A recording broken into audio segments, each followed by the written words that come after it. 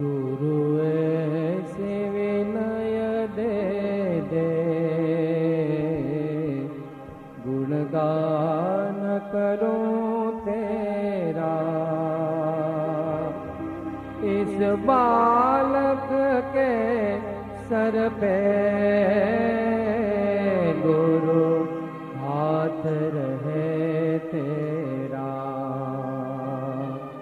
गुरु ऐसे विनय दे दे, गुणगान करूं तेरा। इस बालक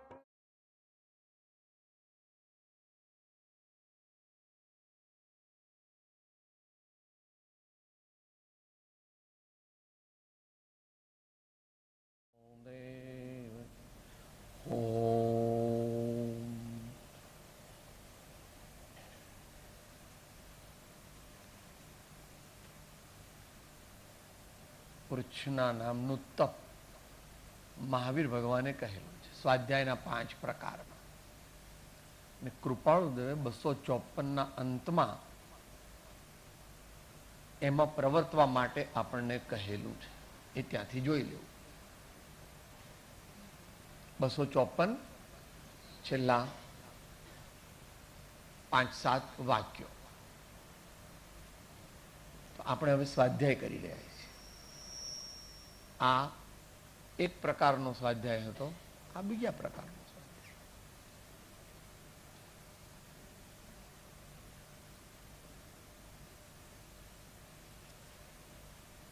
પ્રશ્ન છે, સ્થિતપ્રજ્ઞ અવસ્થા અને સમ્યક દર્શનમાં તફાવત છે અને હોય તો શું?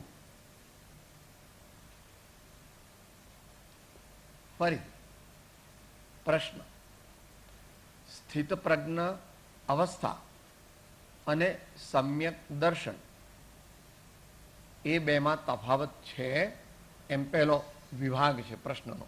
બીજો વિભાગ છે હોય તો શું?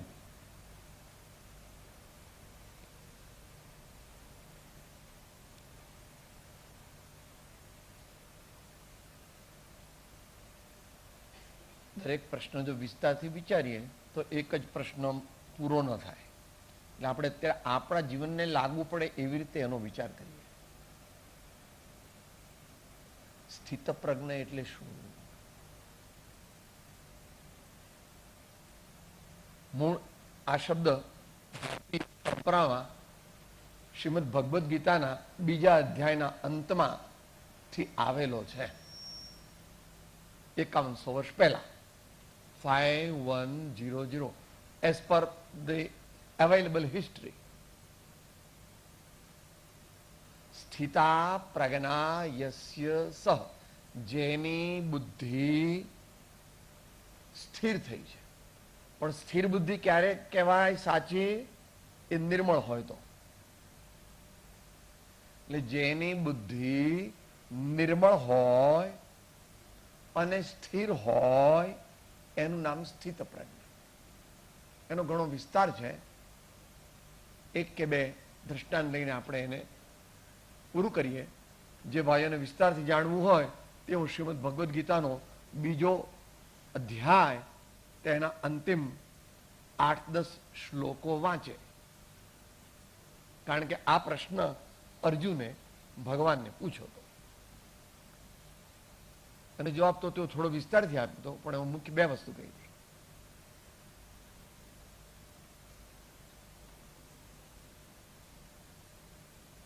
જેવી રીતે કાચબો હોય તેના પીઠ ઉપર આપણે આમ કરીએ તો એ પોતાનું મોઢું આગલા પગ અને પાછલા પગ અંદરમાં સંકોચી લેશે. એવી રીતે જે ધર્માત્મા પોતાની ઇન્દ્રિયોને વિષયોથી પાછી ખેંચી અને સ્વરૂપ તરફ લઈ જાય છે, સંયમમાં રાખે છે એને સ્થિત પ્રજ્ઞ કહે છે, એવી એક પરિભાષા છે.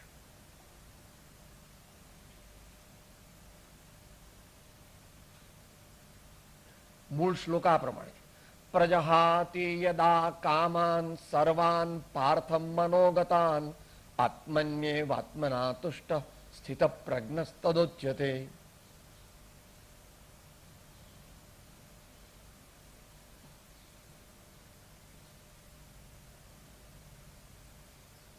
અને બીજી કડી એની સાથે: યદા સંહરતે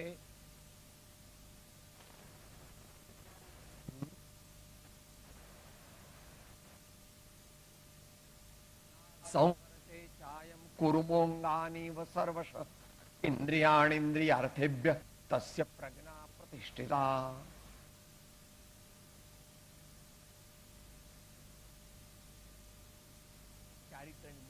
જવાબ આપેલો છે. સ્થિત પ્રજ્ઞ દશા જે છે, આપના પ્રશ્નનો જવાબ સમ્યક દ્રષ્ટિ અંશે સ્થિત પ્રજ્ઞ છે.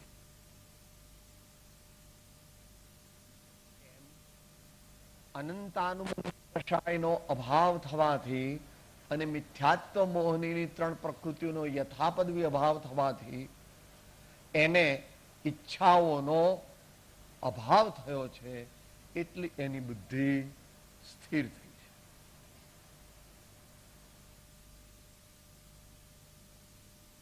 વિશેષ સ્થિત પ્રજ્ઞ તે તો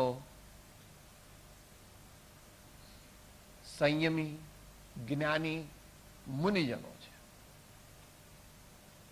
કેમ? કારણ કે એમણે 3 કષાયનો અભાવ કર્યો છે. અનંતમંદી અપ્રત્યાખ્યાન પ્રત્યાખ્યાન.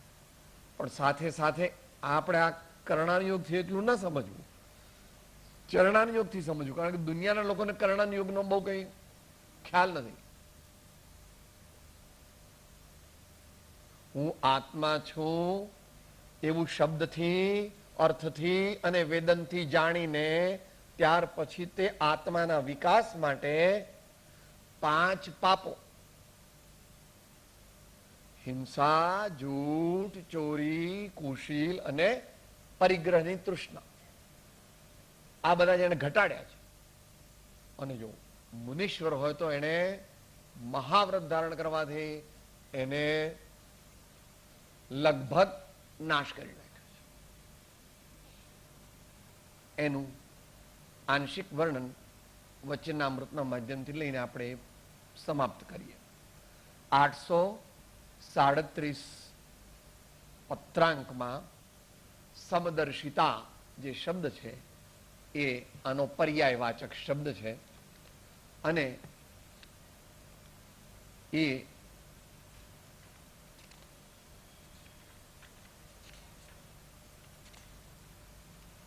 624મું પાનું છે.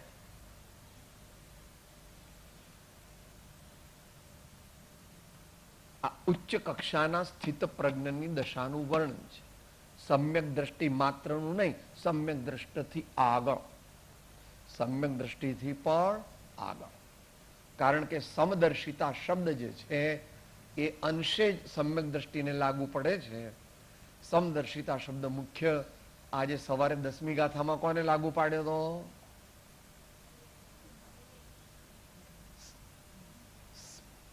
મહાન સદગુરુને.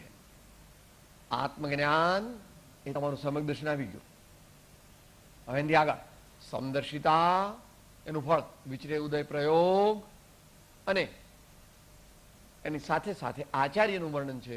એટલે એમને એટલો બધો પુણ્યનો યોગ છે કે અપૂર્વ વાણી અને પરમ શુદ્ધ. અહીંયા વચનામૃતના અર્થમાં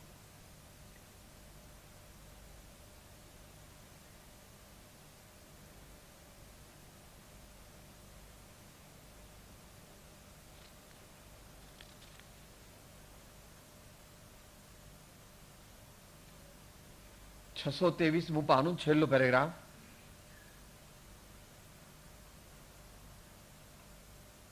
કોઈ પદાર્થ કાળો હોય તો સમદર્શી તેને કાળો દેખે, જાણે, જણાવે. કોઈ શ્વેત હોય તો તેને તેવો દેખે જાણે જણાવે, કોઈ સુગંધી હોય તો તેને તેવો દેખે જાણે જણાવે વગેરે ઇત્યાદિ પ્રકારે વસ્તુ માત્રને જે રૂપે જે ભાવે તે હોય તે રૂપે તે ભાવે સમદર્શી દેખે જાણે જણાવે. હે, હવે આ એનું પ્રયોગાત્મક સ્વરૂપ આવે છે. છાંડવા યોગ્યને હે રૂપ દેખે જાણે જણાવે.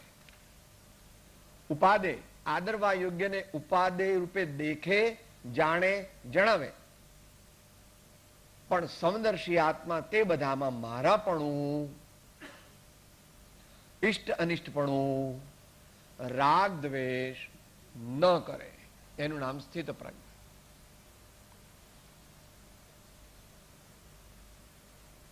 જે સ્થિત પ્રજ્ઞા આત્મા હોય તે 624 ની પહેલી લાઈન, બીજું વાક્ય. પણ સમદર્શી આત્મા એટલે સ્થિત પ્રજ્ઞ આત્મા તે બધામાં કયા? આ દુનિયાના 5 ઇન્દ્રિયથી અને મનથી જે પદાર્થો જણાય. આંખો બંધ હોય તો જણાય છે. આંખો બંધ કરો તો હમણાં ઘર દેખાય છે, દીકરા દેખાય છે, દીકરી દેખાય. ક્યાં? અહીંયા ક્યાં છે એ લોકો? તો કેમ દેખાણા? મનથી. તે બધામાં મારાપણું ન કરે એ સમ્યક દ્રષ્ટિ. મારાપણું ન કરે તે સમ્યક દ્રષ્ટિ. ઇષ્ટ અનિષ્ટ બુદ્ધિને રાગ દ્વેષ ન કરે એ મહાન સમ્યક દ્રષ્ટિ.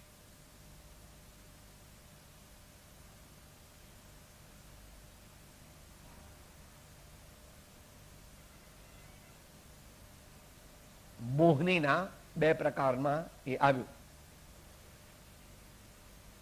કર્મ મોહનીય ભેદ 2 દર્શન ચારિત્ર નામ હણે બોધ તો સમ્યક દર્શન થાય, અને વિતરાગતા તો વિતરાગ ચારિત્ર રૂપ સંયમ પ્રગટે. સમ્યક દ્રષ્ટિને અંશે પ્રગટ્યો છે અને મુનિજનોને ઘણો પ્રગટ્યો છે. ભગવાનને એમ કહેવાય કે ચારિત્ર પ્રગટ્યું છે. ભગવાનને તો સમ્યક દર્શન પણ નથી, સમ્યક જ્ઞાન પણ નથી, સમ્યક ચારિત્ર નથી. એ તો કેવળ જ્ઞાન સ્વરૂપ થઈ ગયા છે. મોક્ષ માર્ગમાં નથી ભગવાન. ભગવાન મોક્ષ માર્ગમાં છે? ભગવાને મોક્ષ માર્ગ થી બિયોન્ડ સિદ્ધ કરી લીધો છે. સાહેબ ભગવાન ધ્યાન કરે કે ભગવાન ધ્યાન ન કરે? તો કે શાસ્ત્રમાં એવું આવે છે કે ભગવાન જયારે સિદ્ધ થવાના હોય ત્યારે શુક્લ ધ્યાન કરે, તો કે ઉપચારનું કથન છે. ભગવાન ધ્યાન કરે, શુક્લ ધ્યાનનો 3જો પાયો માંડે અને શરીર છોડી દે. ના, નહીં.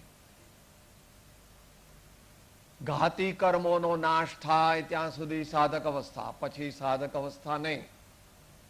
દેહ હોય તો પણ પરમાત્મા છે, દેહ ન હોય તો પણ પરમાત્મા છે. માટે વિતરાગ દર્શનમાં દેહ સહિત પરમાત્માને પહેલો નમસ્કાર કર્યો, નમો અર્યંતા.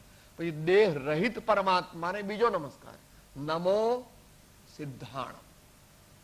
અને સ્થિત પ્રજ્ઞ વિશેષ એવા 3ને નમસ્કાર. આચાર્ય શ્રી, ઉપાધ્યાય શ્રી, સાધુ મહારાજ શ્રી.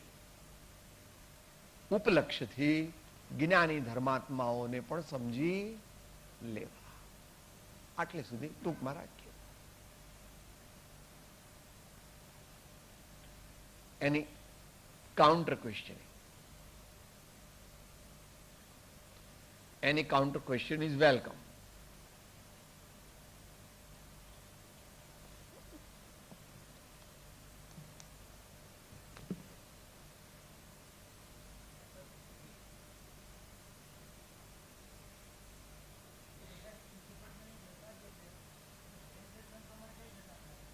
બોલો.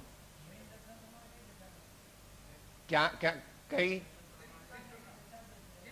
સ્થિત પ્રજ્ઞની દશા 4થા ગુણસ્થાને ચાલુ થાય અને 6ઠ્ઠા ગુણસ્થાને આમ તો પૂરી થઈ જાય, કારણ કે 7મા ગુણસ્થાને કોઈ મન વચન કાયાની પ્રવૃત્તિ રહેતી નથી. પૂર્ણ સ્થિત પ્રજ્ઞ એ પદ્ધતિ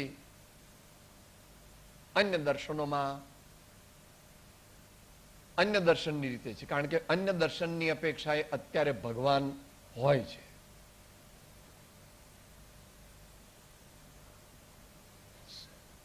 અન્ય દર્શનોની અપેક્ષાએ અત્યારે પૂર્ણ પરમાત્મા થઈ શકાય છે.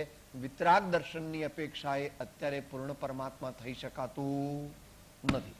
સ્થિત પ્રજ્ઞનું ગુણ સ્થાન ચોથું, પાંચમું, છઠ્ઠું અને સાતમું આ કાળની અપેક્ષા.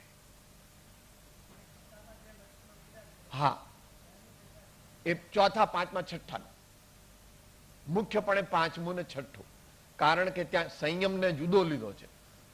સમ્યક દ્રષ્ટિને સિદ્ધાંતની અપેક્ષાએ સંયમ નથી, એટલે ચોથા ગુણસ્થાનનું નામ શું? અવિરત સમ્યક અથવા અસંયત સમ્યક દ્રષ્ટિ. એટલે સમ્યક દ્રષ્ટિને ગૌણપણે લીધા છે, અત્યંત ગૌણપણે. પાંચમું ગુણસ્થાન અને છઠ્ઠું ગુણસ્થાન એ સ્થિત પ્રજ્ઞનું છે. સાતમા ગુણસ્થાન તો ખરું જ, એ તો ટોપ, પણ ત્યાં તો न लेना न देना न बोलना न चलना, समाधिस्थ दशा है. और इस काल में वो थोड़ी टिकती है. 1 मिनट टके तो ओहो हो એ પ્રમાણે હે. હા, વિતરાગી સમ્યક દ્રષ્ટિના પાછા 2 પ્રકાર કહે છે. એકદેશ સંયમ હોય તેને વિતરાગ સમ્યક દ્રષ્ટિ નથી કહેતા, એને સરાગ સમ્યક દ્રષ્ટિ કહે છે. પણ એકદેશ સંયમી સમ્યક દ્રષ્ટિ, એકદેશ સંયમી સમ્યક દ્રષ્ટિ એમ કહે છે. ને વિતરાગ સમ્યક દ્રષ્ટિ જે છે એ માત્ર મુનીશ્વર છે. આવું એમનો વિસ્તાર તમારે વાંચવો હોય તો સમયસાર જયસેન આચાર્યની ટીકા ગાથા 203 ની ટીકા એ ત્યાંથી વાંચવી. શ્રી સમયસાર જયસેન આચાર્યની તાત્પર્ય વૃત્તિ ટીકા, તેની 203મી ગાથા, તેની ટીકા ત્યાં વાંચવી. સરાગ સમ્યક દ્રષ્ટિ સામાન્ય રીતે 5મા ગુણસ્થાન સુધી ગણવામાં આવે છે. 6ઠ્ઠા ગુણસ્થાનથી ઉપર વિતરાગ સમ્યક દ્રષ્ટિ ગણવામાં આવે છે, પણ છતાં એમાં આગ્રહ કરવો નહીં. જેટલો સંયમ પ્રગટ્યો એટલી વિતરાગતા પ્રગટી ચરણાનુયોગની અપેક્ષા. અને વધારે સૂક્ષ્મ જેવું હોય અધ્યાત્મની દ્રષ્ટિએ તો અનંતાનુબંધી કષાયનો અભાવ થવાથી અને 41 પ્રકૃતિઓનો બંધ થઈ જવાથી સમ્યક દ્રષ્ટિ પણ કથંચિત સમ્યક દ્રષ્ટિ છે, પણ એને વિતરાગ સમ્યક દ્રષ્ટિ એવી સંજ્ઞા જૈન દર્શનમાં આપવામાં આવતી.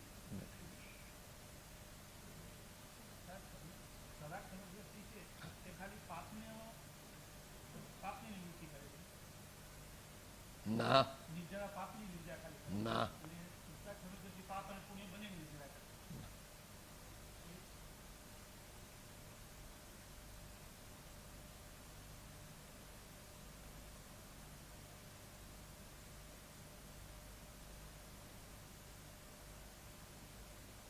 પુણ્યની નિર્જરા કેવી રીતે થાય છે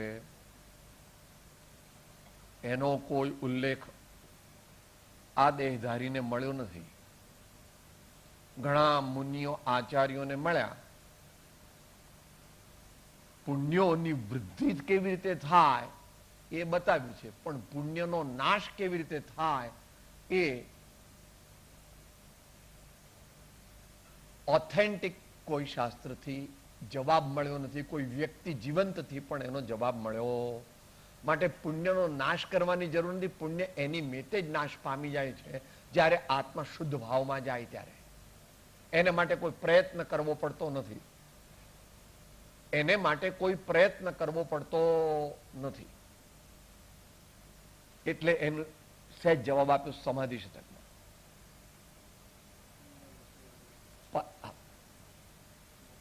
ના, પુણ્ય પરમ પદને પામીને સ્વયં પરમ થઈ જાય એમ કીધું છે.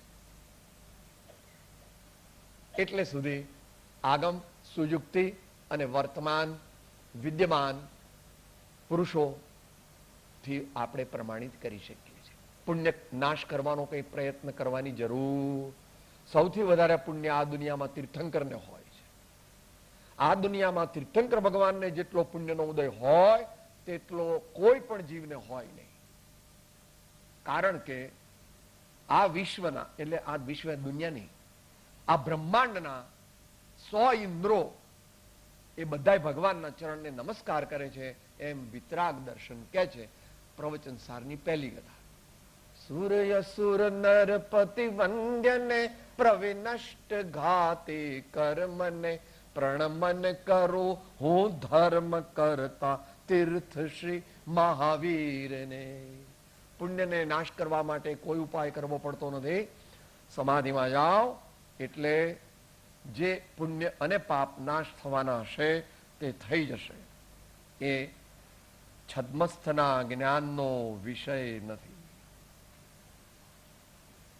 તો સરાગ સમ્યક દ્રષ્ટિની વિતરાગ સમ્યક દ્રષ્ટિ માત્ર ચારિત્ર ગુણની તરતમતાની અપેક્ષાએ એ ટર્મિનોલોજી ઉત્પન્ન થઈ છે અથવા કરવામાં આવી છે. એના માટે તમારે અત્યારે પબ્લિકને ખ્યાલ નહીં આવે એ તમે એ વાંચજો જે કીધી તે ગાથા, એની ટીકા.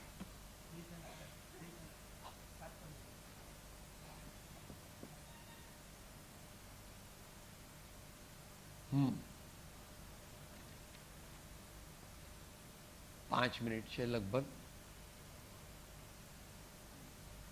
4 સંજ્ઞાઓથી કેમ નિવર્તવું અથવા નિવર્તી શકાય.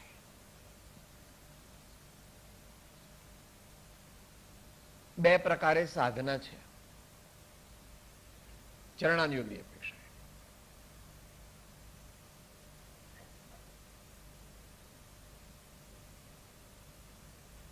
આહાર કરવો તે મારો સ્વભાવ નથી.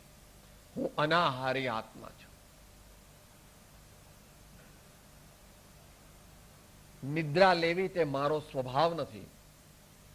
હું અનિદ્રા સ્વભાવી આત્મા છું.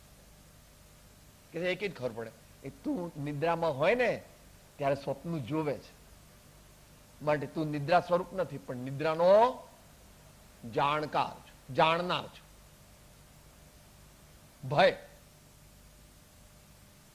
એ અનિષ્ટ દ્વારા મારું કંઈક નાશ થઈ જશે એવી વૃત્તિ છે.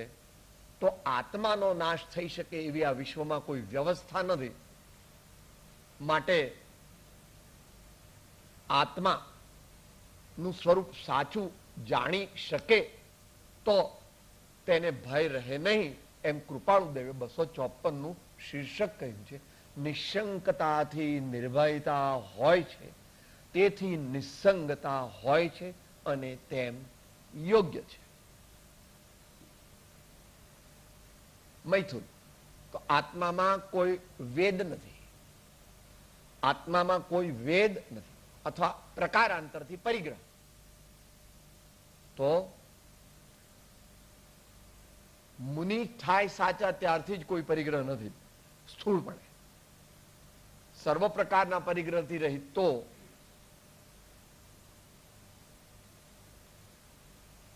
અરિહંત ભગવાન છે. પરંતુ એમાં સૂક્ષ્મ જોઈએ એમને પરિગ્રહ નથી પણ એમના આત્મા સાથે પેલા અઘાતી કર્મો ચોંટ્યા છે. એ અપેક્ષાએ સિદ્ધ ભગવાન તે સર્વથા નિષ્પૃહી છે. ભગવાન પણ વિતરાગી છે સંપૂર્ણ, પરંતુ પેલા અઘાતી કર્મો ચોંટ્યા છે એટલું જાણવું. એ પણ પરમાત્મા જ છે. એ અઘાતી કર્મ એમનું કઈ બગાડી શકતા નથી. તેઓને અનંત સુખ છે, પરંતુ છતાં કર્મો ચોંટેલા છે. આયુષ્ય કર્મ પૂરું થાય ત્યાર પછી જ તેઓ સિદ્ધ થઈ શકે એ વ્યવસ્થા છે. એક બાજુ આ નક્કી કરવું કે મારામાં કોઈ આ સંજ્ઞાઓ છે નહીં, મારા સ્વરૂપમાં, મારા મૂળ સ્વરૂપ, મારા શુદ્ધ આત્મામાં આ કોઈ સંજ્ઞા નથી. આ એક ઉપાય, આ નિશ્ચય ઉપાય કરો, વ્યવહાર ઉપાય.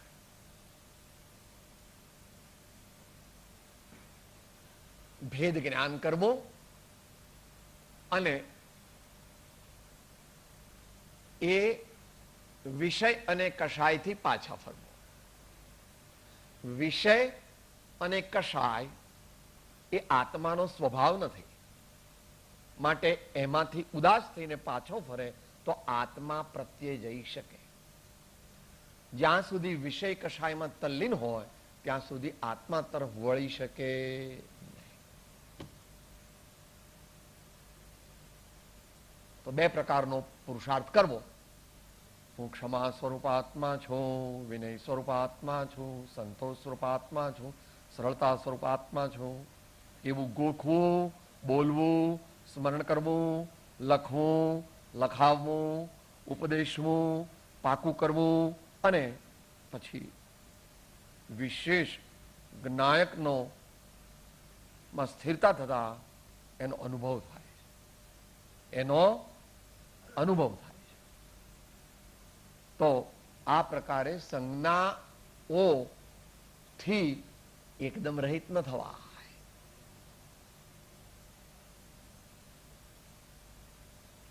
એનાથી હું જુદો છું એવું જાણી અને એને ઘટાડી શકાય.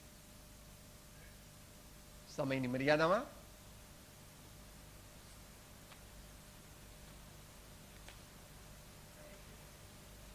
એક મિનિટ. સમયની મર્યાદામાં આ કાળે સંજ્ઞાઓથી રહિત કર્ણાનુયોગની અપેક્ષાએ કોઈ જીવ થઈ શકતો નથી.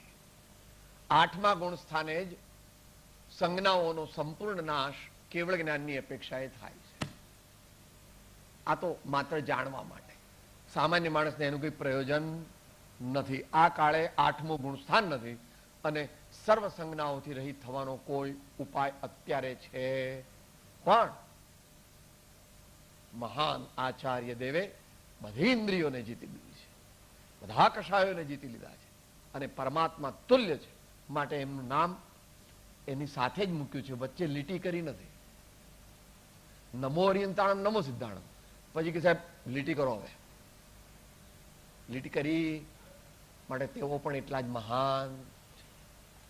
કોઈ ભાઈ શું કહેતા હતા? ભાઈ 1-2 મિનિટનું હોય તો.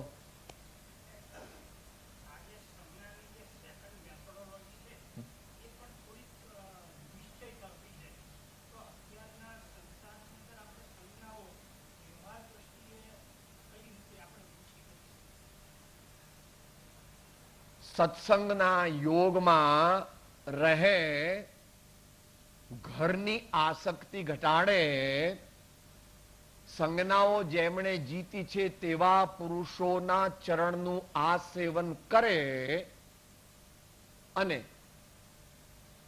આ ભૂખ લાગી હોય એનાથી સહેજ ઓછું ખાય.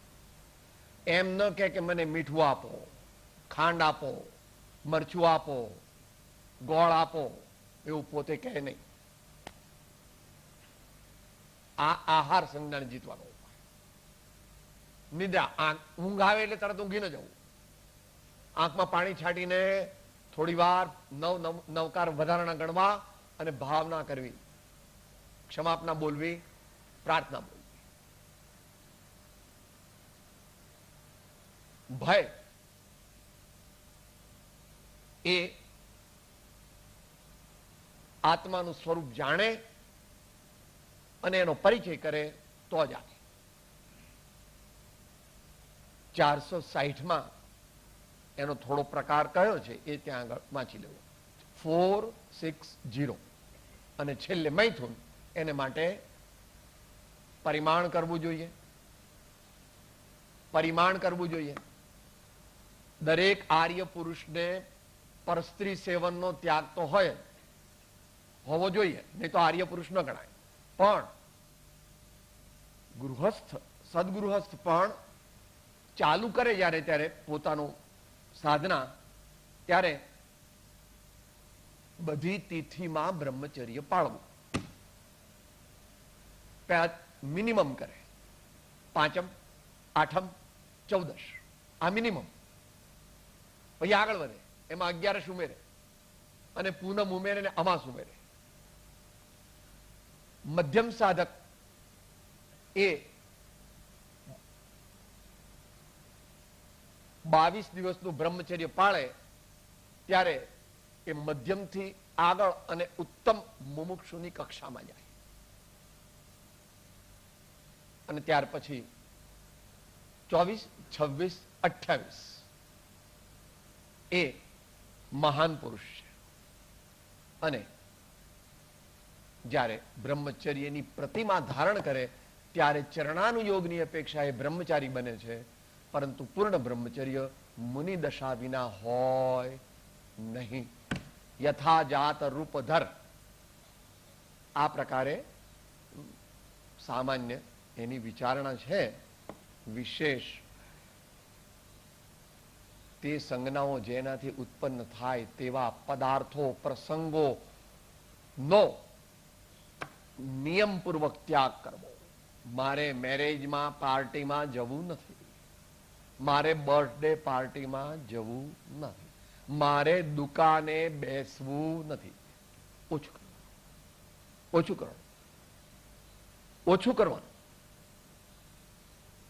હા, મારે ટીવી પર કઈ બીજું જોવું નથી, બહુમાં બહુ ન્યૂઝ અથવા પોતાના ધંધા અંગેની કોઈ વાત એથી કઈ જોવું. મારે પછી આગળ છે, સમય થઈ ગયો છે. Plain living, high thinking and association with the નોબલ્સ.